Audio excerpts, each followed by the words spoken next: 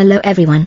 Welcome to Scrum Masters Elite _UK. Today we are discussing World Rugby's new directive regarding red cards at the Six Nations 2026, a story about balancing safety, fairness, and the spirit of rugby. Subscribe to the channel to follow concise, direct, and in-depth analysis. The new directives from World Rugby regarding red cards at the Six Nations 2026 are not merely a technical tweak in law application.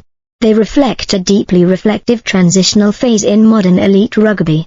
This is a story about balancing player safety, sportsmanship, competitive fairness, and the fan experience, four elements that often clash in high-intensity contact sports. 1. The backdrop of confusion. When the red card became the main character, in recent years, particularly during last year's Autumn Nations series, the red card has moved beyond its traditional role as a severe but rare disciplinary measure and become a decisive factor shaping entire matches.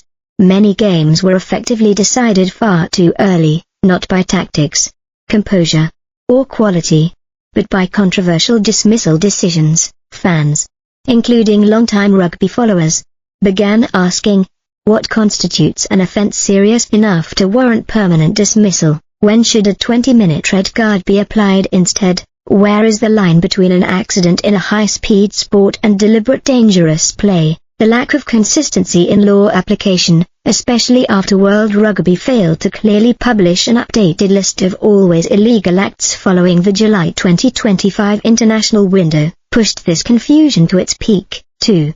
The 20-minute red card, a good idea. Imperfectly implemented. World Rugby's decision to trial the 20-minute red card globally was, in principle, a positive and progressive step.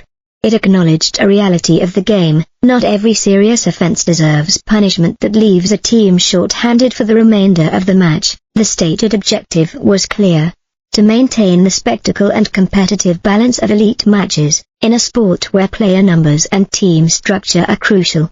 Playing with one fewer player for 60 to 70 minutes is almost a death sentence, even when the offence lacks malicious intent. The 20-minute red card was therefore seen as a compromise, strong enough to deter, but not destructive to the contest itself. The issue, however, lies not in the law, but in its interpretation and application. When the boundary between permanent red cards and 20-minute red cards is unclear, inconsistency inevitably arises, across matches, competitions, and even officiating teams. 3. The Lud de Jager case. A symbol of systemic shortcomings, the case involving Lud de Jager is a clear illustration of these shortcomings. His tackle on Thomas Ramos resulted in a permanent red card, forcing South Africa to play a man down for the rest of the match. The decision was justified on the grounds that it was an act deemed always illegal with a high degree of danger. The questions are obvious: was the action thuggish, was there clear intent, or was it a split-second misjudgment in a fast, collision-heavy sport? Labeling such incidents as always illegal and applying the maximum sanction creates the impression that the law is punishing outcomes rather than intent. This fuels controversy and leaves players confused, anxious, and even inclined to alter their playing style in a negative way. 4. Adjustment for Six Nations 2026. Returning to the essence of the permanent red card, information revealed by Planet Rugby, that permanent red cards, at Six Nations 2026 will apply only to acts of foul play, represents a major turning point.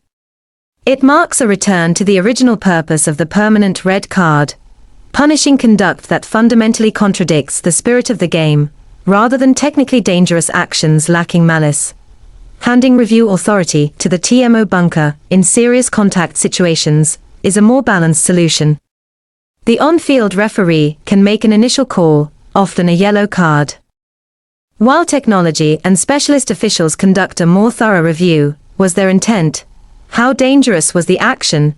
Is there sufficient justification to escalate to a 20-minute red card? This approach reduces immediate pressure on referees and increases transparency and consistency in decision-making. 5. The non-negotiable line. Acts of foul play. The most welcome aspect of the new directive is its zero-tolerance stance on behaviors listed under Law 9.12.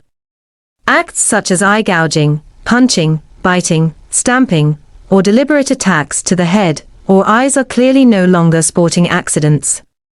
Examples such as Eben Etzebeth eye-gouging Alex Mann, Mohammed Howers punching Jamie Ritchie, are clear-cut cases where permanent red cards are both necessary and undisputed. Maintaining this position sends a strong message. Rugby is a physical sport, but not one that condones unethical violence. 6. The Franco-Mostert case, and a shift in perspective, comparing last year's Autumn Nations series with the upcoming Six Nations. The Franco-Mostert case highlights the philosophical shift in officiating.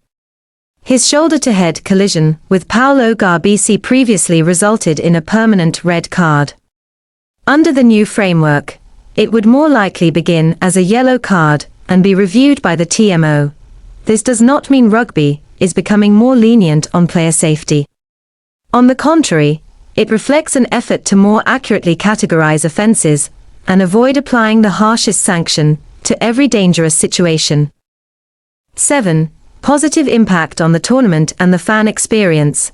If applied consistently, these directives could prevent Six Nations 2026 from repeating the Autumn Nations scenario, where red cards overshadowed rugby itself. Matches would be decided more by tactics, skill, and mental resilience rather than prolonged legal debates. For fans, this is crucial. Rugby is not just about laws, it's about emotion, rhythm, and drama that lasts until the final whistle. A tournament repeatedly disrupted by permanent red cards struggles to maintain broad appeal. 8. Personal perspective. A necessary step, but not the final answer. Personally, I see this as a step in the right direction, but not the final solution.